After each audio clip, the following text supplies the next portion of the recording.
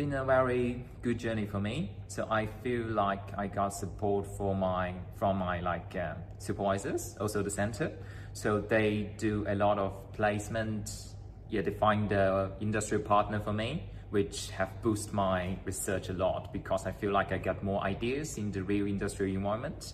And also my supervisor gave me a lot of introduction about how can I solve the real problem in the industrial environment.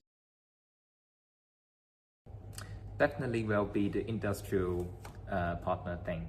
So I really feel that the industry partner is very important to me. But without the center, I will not find a partner that could be aligned with my research.